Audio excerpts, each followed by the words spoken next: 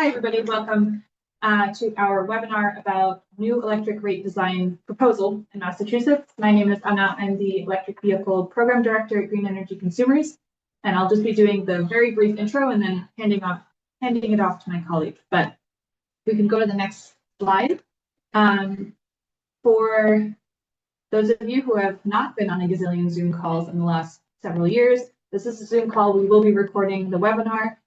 We will share the recording as well as the slides after the webinar, so please just note that by continuing to participate, you're consenting to participate in a recorded event.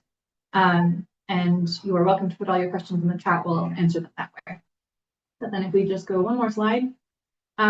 Quick basics, I think we're all familiar with them at this point, but everybody will be muted throughout the webinar. We'll answer questions at the end of the presentation. Please use the Q&A function.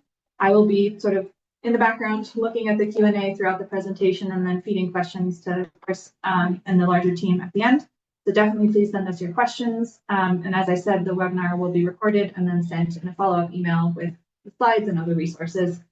And if you would like to use closed captions, you can click CC at the bottom of your screen and then text will appear as the speakers speak. But with that, I think we'll move right along to the next slide. And I'll hand it over to Surya. Sure. Thank you, Anna. So hi, my name is Surya, and I am going to give you guys a little bit of an intro into time of use rates and hopefully level set on what kind of rate structure we currently are using and what is the current proposal of switching it to a time of use rate proposal. And at that point, I will hand it off to Chris, who will go more in depth into DOER's specific time of use rate proposal. On April 8th of this year, the Massachusetts Department of Energy Resources, otherwise known as DOER, filed a petition with the Department of Public Utilities, otherwise known as the DPU, to open an investigation into time varying rates, otherwise known as CVR. There's a lot of acronyms here. Which included a proposal to implement TOU rates, which stands for time of use rates, for all Massachusetts electric utility companies. Before we look at the specifics of this proposal, how do electric rates work currently? Right now, your electric bill is split into two main components. It is split into a supply portion, which accounts for the cost of the energy that you're using. And it is also split into a delivery component, which is the cost of getting that electricity to your home. And that delivery component is then split out into a bunch more different categories, such as distribution and transmission. But for our purposes, this is good enough. This is an example bill. This is an Eversource bill. And as you can see there, that there's a supply portion where the portion of your bill that is the actual supply of the energy that you're using is there, and then as well as the delivery portion. And if you notice in the red box, that is where there is the total amount of energy that you're using, and that is being multiplied by a rate for each one of those line items. And as that gets multiplied across, you get a total for each one of those line items, and that is all added up at the very bottom where you get your total bill. This isn't showing the whole bill. This is just a portion of it, but this is kind of just to demonstrate how the bill is calculated in our current system. So we currently use a flat volumetric rate, which is on a per kilowatt hour basis to determine how much you pay on your bill. So this is an example of one specific line item that you might see. So if you used 500 kilowatt hours in the last month, for that specific line item, it would be multiplied by whatever the rate was for that specific item. So that could be supply or a delivery item or even a policy item. And then you would get the total cost for that specific charge. So you're multiplying the energy consumption by the cost per kilowatt hour, and you get your total cost. Important to note, though, that currently the cost per kilowatt hour for each bill component stays the same, regardless of the time of day that electricity has been used, unless that there is a rate case or a reconciling factor filing.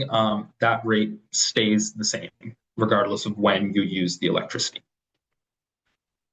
Our current rate structure doesn't accurately reflect system costs, and this is a graph showing the ISO New England, which is our regional grid distribution or transmission operator. Shows this is a 1 day in June, the wholesale marginal prices. And as you can see at the very start there is midnight, and it goes all the way throughout the day. You can notice that the prices start to increase throughout the start of the morning when people are waking up and turning on all of their appliances at home, dips throughout most of the workday, and then again spikes as everyone comes home, is turning on all of their appliances, and then goes back down towards the middle of the night. Currently, you pay the same rate at 9 a.m. when power is cheapest to generate as the rate that you're paying at 7 p.m. when the power is the most expensive to generate. The flat volumetric rate doesn't capture those system costs super well that vary throughout the day. And that is where time of use rate come in. So what is a time of use rate? It's a type of rate that changes during a predetermined period of the day. That rate is usually divided into a peak and off-peak period. So this little table I have here is an illustrative time of use rate. This isn't one that corresponds to anything real. It is just one that I made up just for the purpose of demonstration. But as you can see, there's the peak and off-peak period. So in this case, the peak period would be all weekdays that are non-holidays between 5 to 8 p.m. So if you remember in this chart here, that is when system costs are very high. And the rate would then also be equally as high to represent the actual cost to the system to generate electricity at that period of time and distribute it to your homes. So that rate would be at 60 cents per kilowatt hour. And during the off-peak period, which is all other hours of the day that is not in that 3-hour period on weekdays and non-holidays, the rate would be 20 cents per kilowatt hour. So it would be 3 times as high in that peak period, which kind of goes to show how much more expensive that period of time is to generate electricity and distribute it. I also included what it would look like with the non-time of use rate flat rate that we currently have, which is all hours. And this is just like a made up example of what the rate like possibly could be. Just to note that since the non-time of use like flat volumetric rate is typically higher than the off-peak time of use rate, even customers who don't alter their usage behavior could possibly save more by switching to time of use rates. That's not necessarily guaranteed, but that is a neat little feature of switching to time of use rates. The difference in rates between the peak and off-peak period is what encourages customers to shift their usage from the off-peak period, where it is the grid is very stressed and it is expensive to generate that power. Shifting that usage to a period of time where the grid is less constrained and power is cheaper to generate. So why do we care about time of use rates? During periods of high demands, it results in high prices and higher emissions. These graphs were pulled from, these are again more ISO New England system load graphs.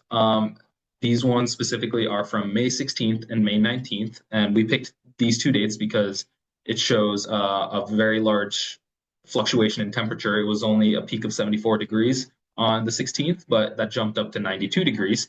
And if you notice on the graphs and take a look at the megawatt axis, the y-axis there, you can see that on the right-hand side for the 19th, it is significantly higher than the maximum load on the 16th. So the temperature obviously plays a really big part in the overall system loads as people turn on their ACs to cool their homes. These graphs again show for May 16th and May 19th, but the system load, but shown by the resource mix. So the types of generation that go towards generating your electricity. So on the legend there, you can see all the different sources of electricity like batteries, coal, hydro, natural gas. On the first one on the left there on the 16th, you can see I think the important thing to note there is the light blue line, which represents natural gas. It jumps significantly on the days where there is a lot of load on the system, and the more natural gas that's being burned to generate electricity means the more emissions that are being released. So Time of use rates can provide customers an effective price signal that helps incentivize shifting their usage away from these peak periods, which helps reduce emissions and decrease wholesale prices. So again, why switch to time of use rates? A well-designed time of use rate can reduce ratepayer costs, which can help address the energy affordability crisis. They can encourage equitable cost allocation to the hours of the day that are most expensive for the grid. They can empower ratepayers to control consumption to reduce their costs. It gives you a lot more power to, understand which of your electric loads are more flexible or less flexible, and when you can move it to before or after the peak periods. It can increase grid reliability while decreasing the wholesale energy prices and pollution by incentivizing demand flexibility. And it can reduce the amount of infrastructure that is needed to be built to meet peak demand. And we will go into all of these specific points in the next portion of our presentation, where Chris is going to talk to us about DOER's proposal that has been submitted to the DPU, and what that would look like for ratepayers here in Massachusetts. So I'll hand it off to Chris, and he can tell you more about that.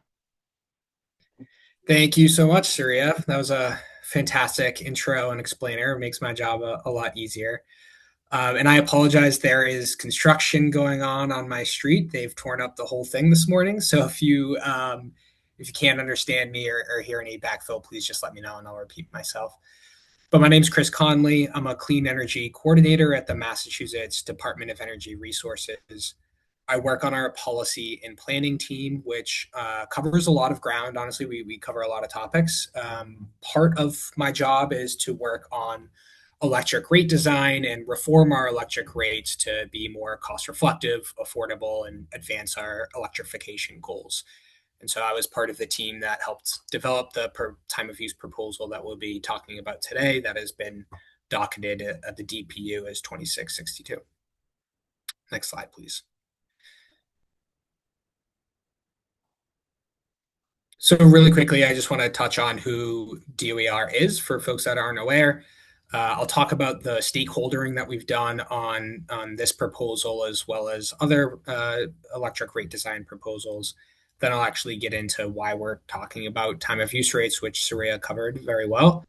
And then we'll dive into the actual rate proposal and what our recommendations are for the Department of Public Utilities, which again has docketed this as an investigation in 2662. So the Department of Energy Resources is the state energy policy office. All states have one, and our mission is to create a clean, affordable, resilient, and equitable energy future for everyone here in the Commonwealth. We run programs, we develop policies and regulations in order to accomplish our mission. Next slide, please.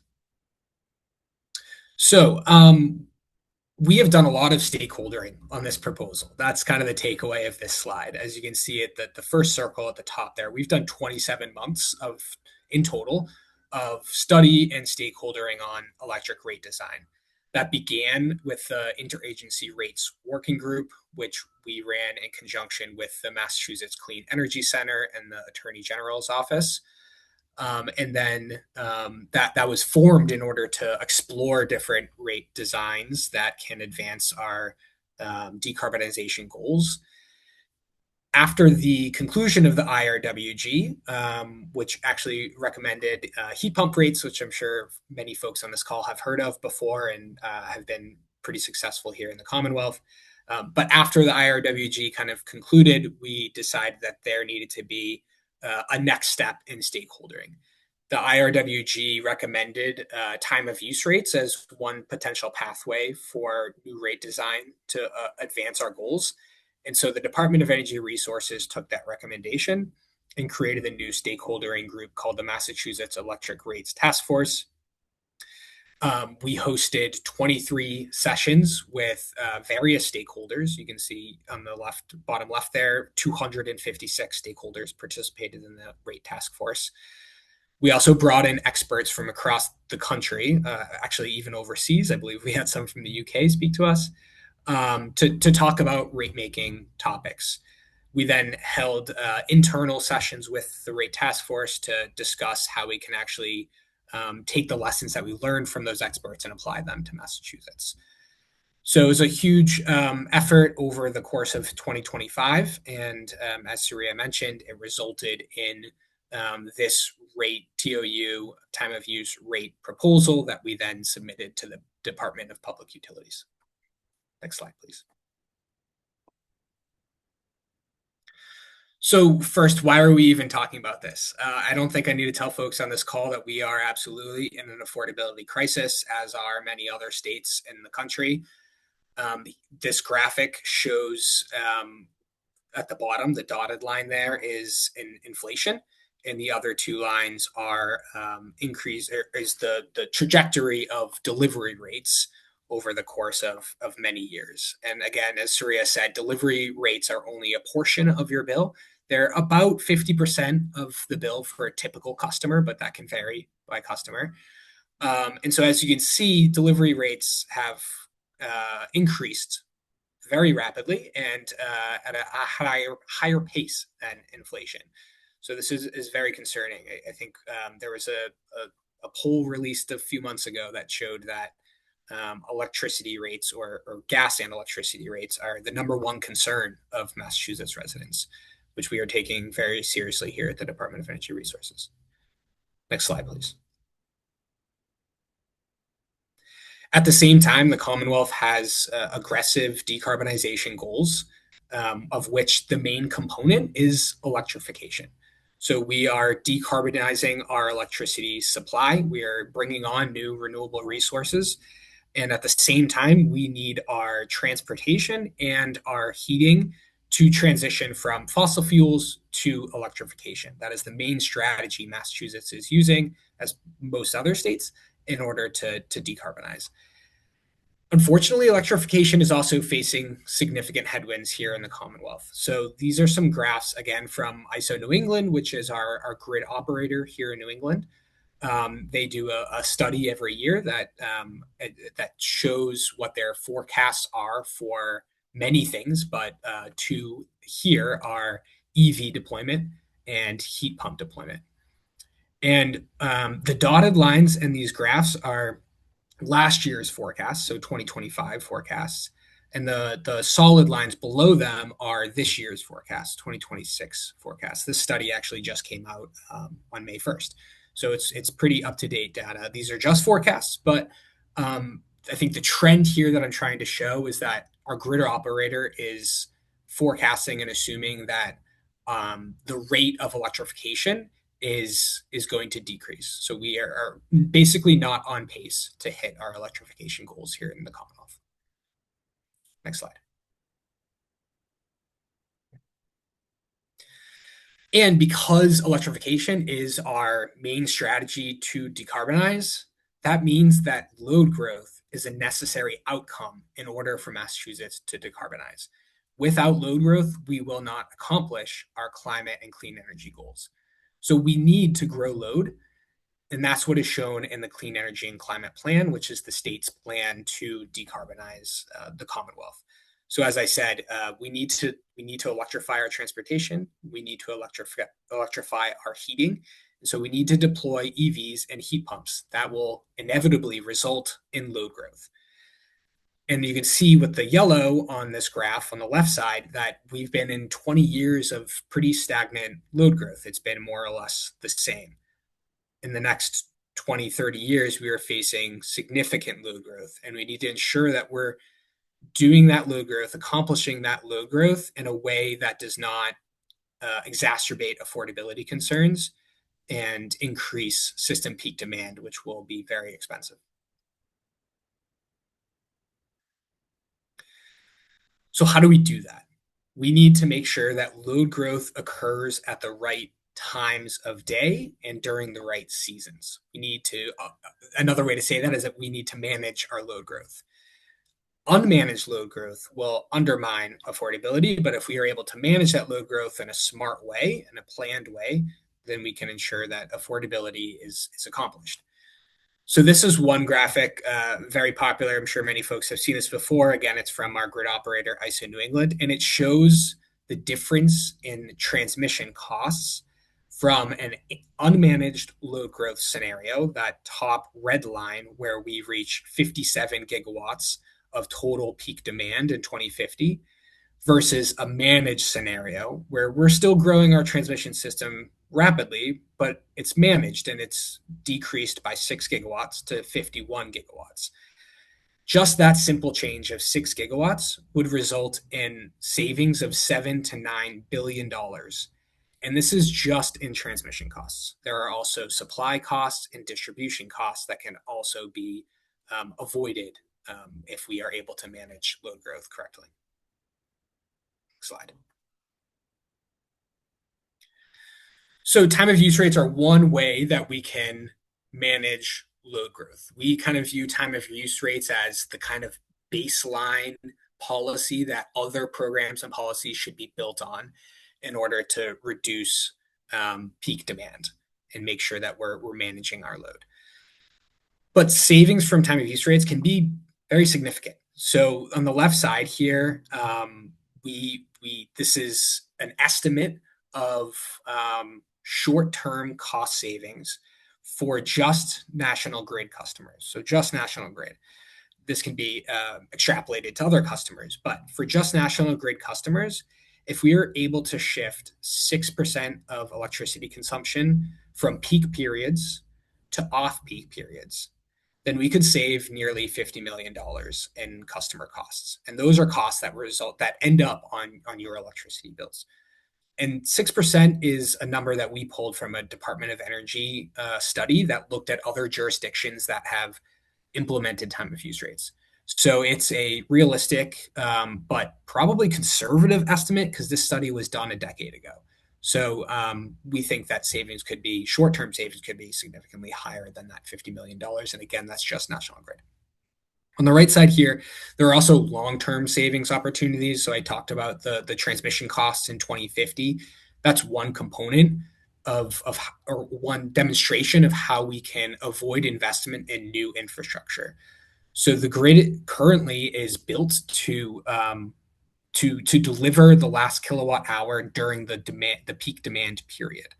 So every additional kilowatt hour that you add on during that peak demand, we need to invest in new infrastructure to actually deliver that kilowatt hour. So that's things like new transmission lines, new poles and wires that you see in your streets, substations, new generation facilities, et cetera, et cetera. So there are long-term savings opportunities if we can just avoid those investments in new infrastructure. And interestingly enough, we've seen in other jurisdictions, I believe North Dakota is an example, that if you're actually able to increase the total demand on the system faster than the peak demand. So another way of saying that is spread the load out from the peak demand to the off-peak periods. If you're able to do that successfully, you can actually see electric rates come down. So that's the ultimate goal here. Next slide, please. So let's dive into our time of use rate proposal, which again, this was the result of the Massachusetts Electric Rate Task Force, which has been now submitted to the Department of Public Utilities, who will open an investigation and with stakeholders, look at the proposal and decide what to actually implement. So I want you to ignore the right side for now. I'm actually going to touch on all of those topics in future slides, but I wanted to put them here to show that our time of use rate proposal encompasses a lot of different recommendations. We've thought through it very comprehensively, from customer protections to education to making sure that customers understand the rate. But looking at the headline right now, we believe that we need to implement time of use rates as soon as possible. We are in an affordability crisis, and so we need to give consumers the ability to shift their load and save money on their electricity bills as soon as possible. The electric distribution companies, National Grid, Eversource, Unitil, are currently deploying what is called advanced metering infrastructure. These are new meters that can basically send signals to the grid operator of how much your household is using at any given time in the day. That is a necessary prerequisite to time of use rates. The utilities are deploying these advanced metering infrastructure, AMI. They're going to complete that by the end of 2027. So our recommendation to the department is to ensure that that $1 billion of investment from ratepayer funds and AMI is capitalized on as soon as possible, and we have time of use rates ready to go as soon as practicable once AMI deployment is done at the end of 2027. So there's a long stakeholdering process, but we think we need to start it now so that we are ready for the end of 2027, early 2028. So Surya explained what time of use rates are in an excellent fashion. On the left side here is an actual graphic visualization of what he explained. So first, I want to point out that there's a summer rate and a non-summer rate. I'll get into that first, but you'll see that both on the summer and the non-summer, the flat dotted line, that is the current electric rate of National Grid. Well, I shouldn't say current because this is from 2025, so it's probably outdated now, but it was the rate at that time. So around 35 cents per kilowatt hour. That's what you're paying now, flat, volumetric, no matter what time of day you use your electricity, you're paying that rate. What a time of use rate does is it breaks that rate into a peak period and an off-peak period. So you'll see the peak period is those taller kind of gray purple bars, and the off-peak period is the smaller green bars. So you'll see that the peak period is here, it's 5 hours. We actually recommend a 4-hour peak period, but your electricity is going to be more expensive during those peak period hours because that is when the system tends to be at peak demand. And therefore, using more electricity at that time is incurring new system costs that end up on everyone's electricity bills.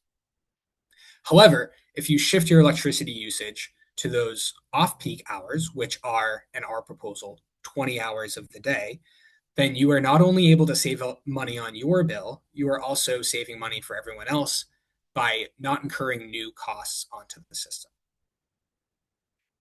So again, 20 hours a day, your electricity would be cheaper during those off-peak periods than it is today. And during 4 hours, it would be more expensive during those 4 peak hours. And then we also break it out into a summer rate and a non-summer rate. The reason that we do that is because currently in New England, our peak demand occurs during summer months, usually July or August, but sometimes in June or September. And so that is a significant portion of cost drivers for bringing on new supply, new generation facilities. And so the summer rate should reflect that cost, that additional cost that you are incurring on the system during those summer hours. And therefore, the summer peak period is slightly higher than the winter peak period, or the non-summer peak period, I should say. So that's kind of a 101 of what a TRU rate would look like. This, again, is illustrative. This is using National Grid data, so it is real data, but it is illustrative because the data has changed and our proposal has changed slightly because we're talking about a 4-hour peak period now. So that's kind of the 101. I'm going to touch on each of these design principles in a little bit more detail in the following slides.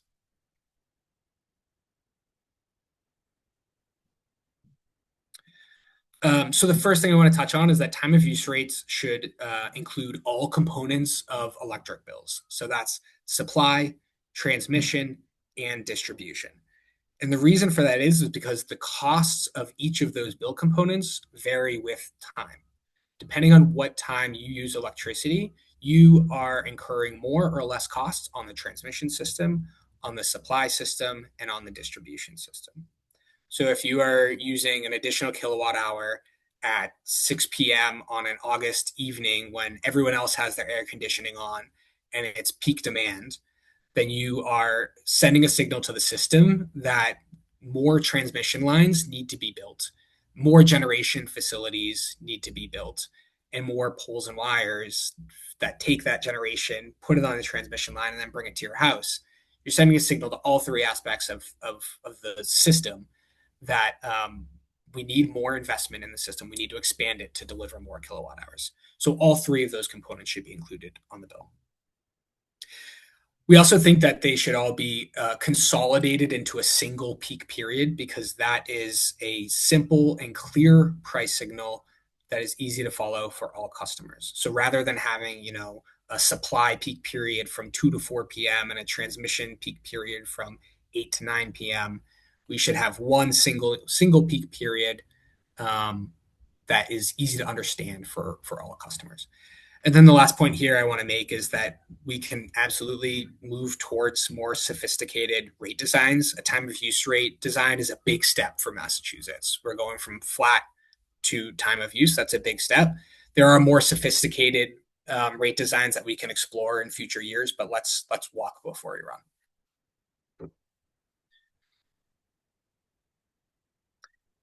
An additional component of our rate design proposal is that TOU rates should be the default. Said another way, all customers should automatically be enrolled on time of use rates. We pair this recommendation with significant customer protections to ensure that customers are not harmed. But at the same time, we've seen in other jurisdictions that if you implement an opt-in time of use rate, so customers have to actively opt into it, enrollment is significantly reduced. In some jurisdictions, 1%, 2%, 3% of customers actually opt into a time of use rate. And that reduces the amount of savings that can actually be seen for all customers. It should also be noted that there are jurisdictions across the country that have implemented default time of use rates and have seen successes with them. This is not a new pricing structure. There is plenty of evidence and lessons that we can draw from. By implementing a default structure, we can significantly increase enrollment. We can retain those folks on that rate, and that maximizes the total load that is experiencing a price signal to be shifted to those off-peak hours. And then the last bullet here, just want to note that the Department of Public Utilities has previously supported default time of use rates for basic service because they've seen that there is ample evidence of benefits of default enrollment. Next slide. As I said, we also recommend significant customer protections, the main one being the ability to opt out of these rates. So we recommend that customers are provided with what is called shadow billing. So that is basically on your bill, you would have the total bill amount under a time of use structure and under a flat structure. And if you are paying more under the time of use structure, you can opt out and opt into the flat structure. But to start, everyone should be defaulted on, and then you are able to choose which pricing structure you want to see. I will note that we've also seen ample evidence from other jurisdictions that most low-income customers will actually experience bill savings pretty much immediately under default time of use rates, and that's because their load profile when they are using electricity is pretty flat. They're not peaky users. They aren't plugging in EVs very often. And so they usually end up saving money under a time of use rate structure no matter what. And therefore, we think that delaying the rollout of time of use rates is actually a harm to those customers that can be currently saving money under a time of use rate. However, we did hear from stakeholders that the ability to opt out is very important, and that is why we included it in our recommendations. And then the last thing I want to note here is that a significant protection for low-income customers is the new low-income tiered discount rates that are going to be implemented starting this winter on November 1st.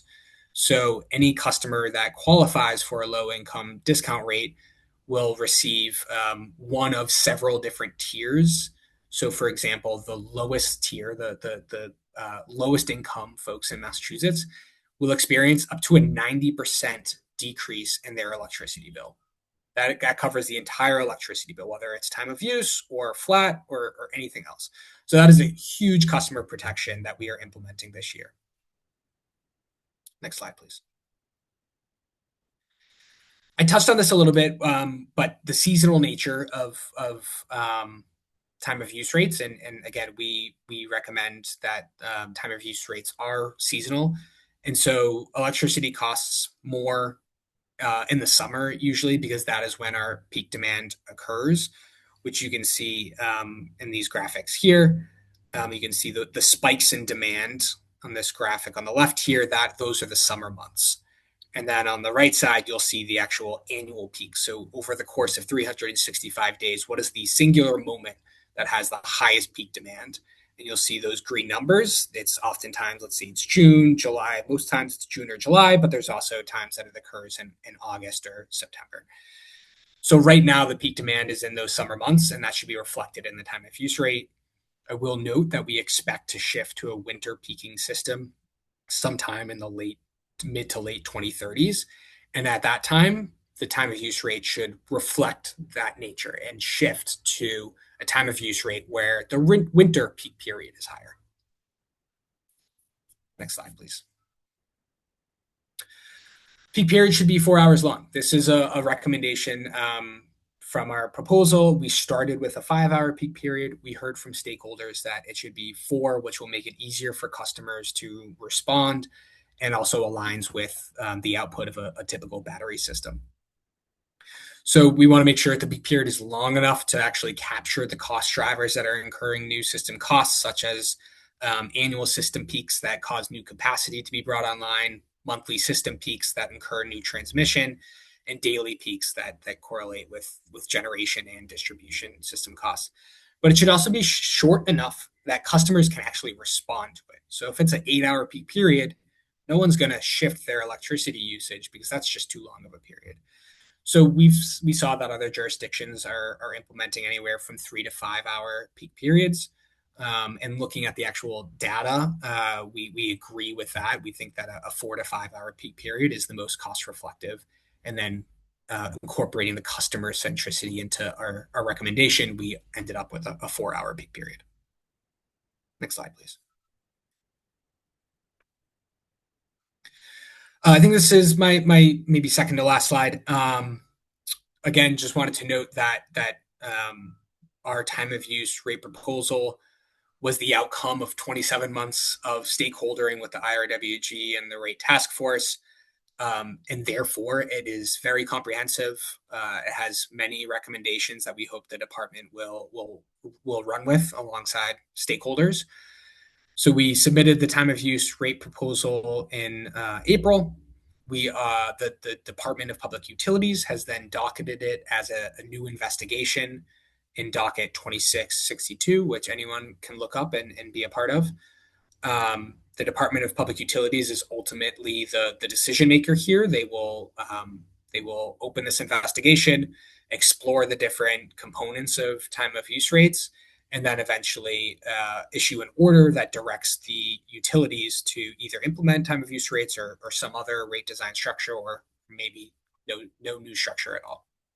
But we recommended that the department open with some information requests from the electric utilities to gather some data that's necessary for the investigation, as well as a comment period on our actual proposal, so that we're hearing from other stakeholders about what aspects they agree and disagree with. We also recommend that the time of use rates are phased in gradually, but as soon as possible after AMI deployment. So as I mentioned, that is at the end of 2027, but from both a customer standpoint, so that we're not going to a steep time of use rate in one day, and also kind of just a logistical standpoint, we recommend that transmission rates are the first to be converted into time of use rates in May of 2028, and then basic service supply rates in August, and then distribution rates, which actually require a distribution rate case, which varies. The timing there varies by the utility, but we expect that to be sometime in 2028 or 2029. And then I think the last thing I wanted to note here is that in a DPU order in a different docket, they said that they expect to implement AMI-enabled rates, such as time of use rates, before the end of AMI deployment, which is at the end of 2027. So we're just excited to see that the department is taking these recommendations seriously, and we expect an order to be released by the department sometime soon, and are eager to engage in the process. So last slide, just in summary, we stakeholdered a lot this time of use rate proposal. We've talked to hundreds of people in the Commonwealth about it. We've heard, there's been some pushback on certain aspects of the proposal, which we think we've adjusted appropriately. But writ large, we've heard a lot of support from stakeholders for time of use rates. In fact, the Boston Globe wrote an editorial on time of use rates, I think a week or two ago, which is exciting to see. And there were some letters to the editor that were very supportive of it. So we think that we are ready to implement time of use rates here in the Commonwealth. We filed our proposal with the DPU, and again, they will deliberate on that proposal with other stakeholders and ultimately make a decision. I will also note here under the next steps, there are other proceedings that are occurring at the Department of Public Utilities simultaneously on different aspects of electric rate design. So 25-200 is really looking at all aspects of both electric and gas bills and really diving into those line items and figuring out which of them are necessary and unnecessary and how we can really maximize affordability for folks in the Commonwealth. So I just want to note that there are other proceedings that are occurring at the same time that work hand in hand with time of use rates, in our opinion. And I will leave it there. I appreciate everyone's attention and happy to answer any questions that folks have. All right. Thank you, Chris, for that great presentation. Looks like we have plenty of questions here to answer, so I will go through in the order that they have come in. So the first question here from Holly, I am a Cape Cod Eversource customer, currently on the heat pump rate, also have an EV and participating in the managed charging program. How would TOU rates affect these existing programs? Chris, do you want to take this one, as you were just talking about the complementary nature of time of use rates with other programs and other dockets that are ongoing? Yeah, that's a fantastic question. There's a few different components here. So I think I'll take the heat pump rate aspect first. So the reason that the heat pump rate was initiated by folks at the Department of Energy Resources. The reason that we suggested it as a rate structure is because we didn't have advanced metering infrastructure yet. We couldn't implement time of use rates yet. And so this was kind of in our opinion, a stopgap measure to continue to encourage electrification in a manner that is affordable. And so with that in mind, I think our recommendation in the proposal is that time of use rates are an interim measure. The Department of Public Utilities has also stated that they are an interim measure until we have more cost-reflective rate designs such as time of use rates. A lot of the benefits of the heat pump rate will also be felt under a time of use rate because of that peak and off-peak dynamic, as well as the winter versus summer dynamic. So you'll still receive significant discounts, but it won't be through a heat pump rate. It will be through a time of use rate. And then on the EV side, it's a great question. So time of use rates would apply to your EV charging as well. And it will apply to all components of electricity in your household. For the programs, the managed charging programs, they will likely need an adjustment. So we recommend that programs are adjusted to better target other aspects of the grid. So, for example, there may be a distribution system that needs significant reduction in load, so that we can avoid more investment in that distribution system. And so the EV managed programs will probably adjust more, but we expect them to still be available. Thanks. Okay. Next up, is there a reason why delivery rates are increasing higher than the rate of inflation? Who determines those rates? So electric rates are determined by the DPU, Department of Public Utilities. And how that whole process kind of works is the utility companies every couple of years come to the DPU in something that's called a rate case, where they basically make the argument of these are the costs that go into providing electricity service, all the way from the supply, all the way to from transmission to distribution. And these are the costs that need to be recovered from the utility side. And the DPU looks through all of those costs and makes the determination on whether or not those costs are prudent, meaning that they are the correct investments that need to be made in order to make sure the electric system is up and running daily, So the reason that delivery rates are increasing higher than the rate of inflation is just due to the fact that we have a very old distribution system here in New England, some of the oldest in the entire country.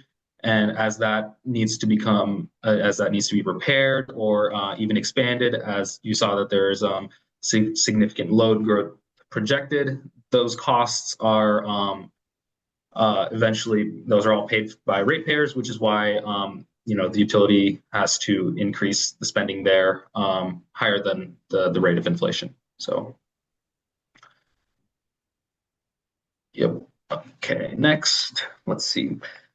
Does the projected heat pump demand take into account widespread adoption of networked geothermal? I can't speak to the specific projection that I think Chris was showing in earlier slides. I believe they do, but I think overall air source heat pumps are what is the majority of like projected heat pump load, as that is just there are just more air source heat pumps out there than network geothermal. Not to say that network geothermal won't be a part of the mix in the future. Do you know specifically about the projection you had there, Chris? No, I don't. It's a good question. But I agree that I think network geothermal is a good solution, but likely to be a limited solution just based on geography, and there's a lot of nuances there. Thanks. Okay. What is the price utility pays owners for battery discharge during peak under a time of use rate? Will it be the clearing price? So the utilities actually have programs called connected solutions, which is how they compensate battery owners for discharging their batteries during those peak periods. As of right now, they pay $275 per kilowatt hour for your average contribution throughout a season. So if your battery is contributing an average of like 5 kilowatt hours throughout the entire season, you would get paid like $1,375, I believe, if my math is right.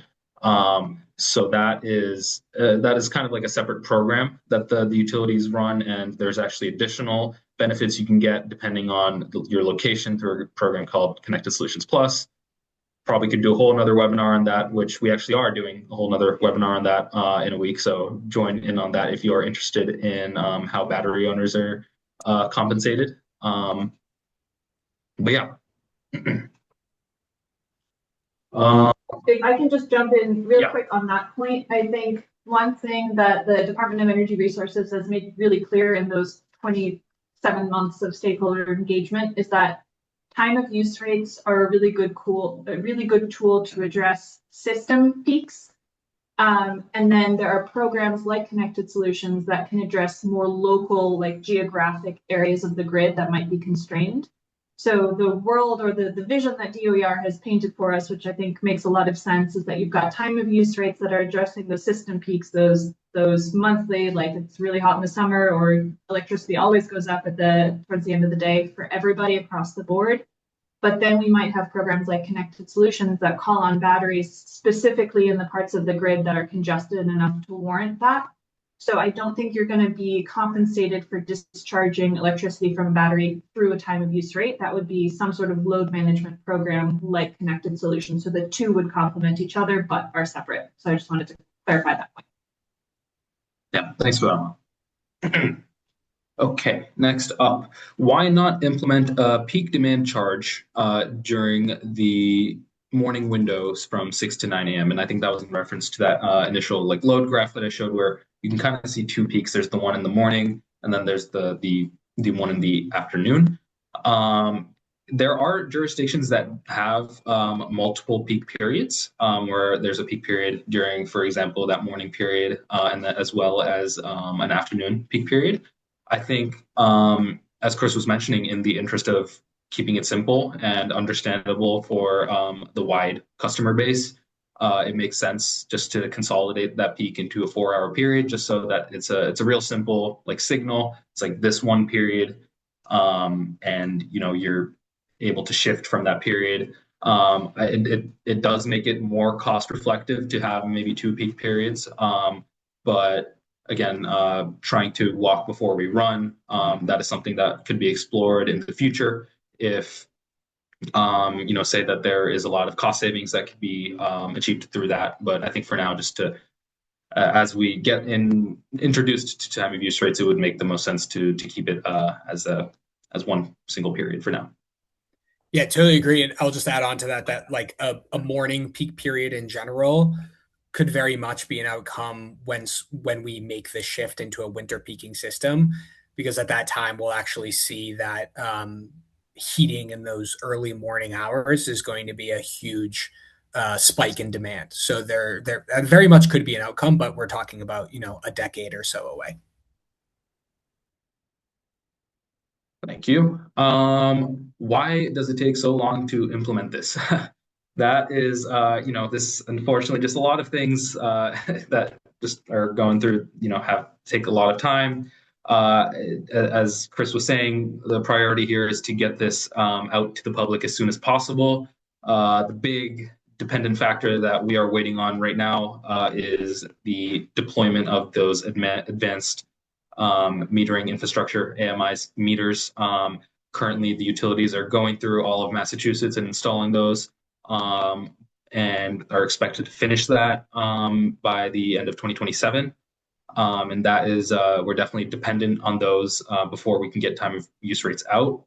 So as soon as those are out, the goal is to, at least in the DOER's proposal, is to get time of use rates out to utility customers so that the savings can be maximized.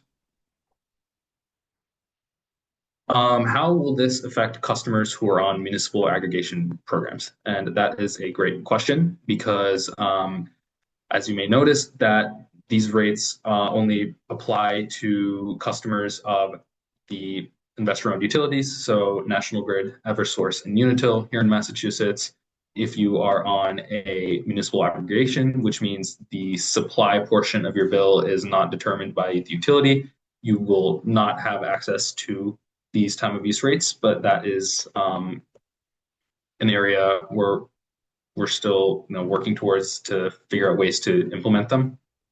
I think, Chris, you can correct us if this is incorrect, but you would have access to the delivery portion of the bill time of use rate. And there's an open conversation that the Department of Public Utilities is having about how to integrate aggregation programs in this in terms of like data sharing, like how do the aggregations get the time of use information from the utility meters, all of that. I think that's an open conversation, but because so much of the state is now served by aggregations, it's a really important conversation. And I'm glad that the DPU and DOER and the utilities are engaging with the folks who run aggregations. Because we gotta sort that out soon. So a great question and an open question.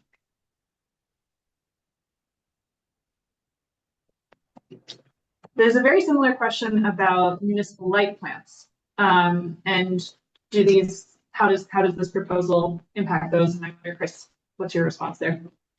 Yeah, it would not impact municipal light plants. So this, as Anna said, that this would apply to anyone that receives a bill from Eversource, National Grid, or Unitil. So that is the vast majority of Massachusetts residents, but MLPs are basically their own jurisdictions with their own grids. I will say that implementing this could then spur them into thinking like, oh, this is something that we should do. And I will also note that I believe it's Concord already has a time of use rate. So I would say if you live in an area with an MLP, then go to that board and talk to them and encourage them to explore it because it is a good option for MLPs as well. I will add, I think there's a total of 4 currently municipalities in Massachusetts that have them. I believe Concord is one, Groton is another, Belmont, and the 4th one is blanking me currently. But there are ones that currently have them, so definitely possible for MLPs to participate in the time of use rate structure as well. Okay, next up, what is the proportion of residential versus commercial versus industrial accounts, percent of electricity load? Great question. I don't know that off the top of my head. I don't know if either of you do. I'm hoping Chris does. I should, but unfortunately I don't. I want to say it's in the ballpark of I want to say it's around 50-50 between commercial and industrial and residential. It's a good question, and I'm happy to follow up. My email is in the slide deck, so please feel free to shoot me an email, and I'm happy to follow up. But I'll also note that in our proposal, we do suggest that time of use rates apply to any customer, including commercial and industrial, that don't already have a demand charge or some kind of demand aspect to their rate. So we hope that at the end of the day, at the end of 2028 or 2029, whatever it is, that everyone in Massachusetts will have some kind of demand reflectivity in their rates. Okay, next up, what happens with individuals with medical problems that cannot shift load, oxygen machines, medical beds, high heat or high cooling loads? These should not be defaulted.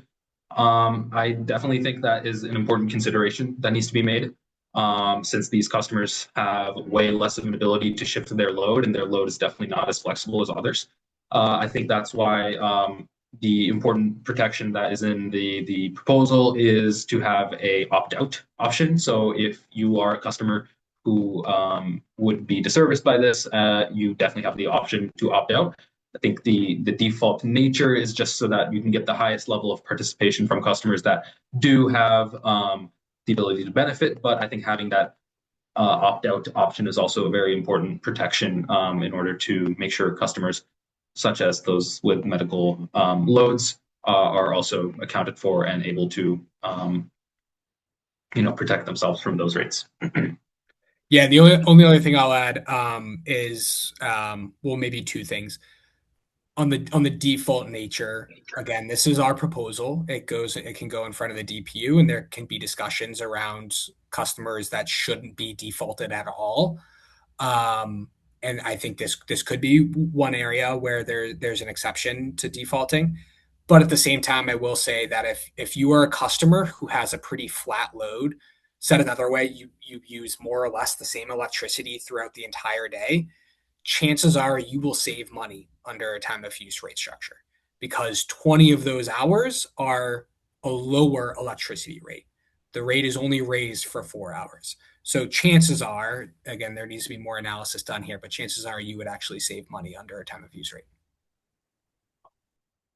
All right. I think we have maybe time for one more question. I'm sorry, we're not going to be able to get to all of them, but you guys can definitely email us, and we can definitely try to get some of those more specific questions answered. How does all of this change affect people with solar panels? So I believe it won't affect the solar panels too much. I think you will still be able to generate and receive solar panels and get your net metering credits. You will just have the time of use rates kind of going on in the background at the same time, and you will pay like the rate as it would anyone else would be paying under the time of use rate structure. Correct me if I'm wrong. Anyone else? Looking at Chris. Yeah. Yeah, a hard one to answer in the final minute here because it's a really long explanation. But if you are a net metering customer, which most people with rooftop solar panel are, then your net metering compensation rate will actually change under a time of use rate structure. Because of that peak to off peak period, you're basically the way that those credits are netted will change under a time of use rate structure. And this is a huge topic of discussion at DOER along with the solar industry. So we are, not just in this doc at 2662, but also in 25200. They're also considering changes to net metering. And so it is a topic of a lot of discussion right now. Yes, do a whole nother webinar on that as well. All right, well, thank you everyone for tuning in and all your great questions, and everyone being super engaged in this. And thank you again, Chris, for presenting about DOER's proposal. Again, my email is there in the chat if you want to follow up on any questions that you may have gotten throughout the presentation or that we were unable to answer. Would be very happy to continue having this conversation. And again, yeah, thank you everyone for being here today, and hope you have a great rest of your Wednesdays. Thank you. Thanks to you guys for coming and teaching us all this too. Appreciate you hosting. Take care. Bye. Right. Bye.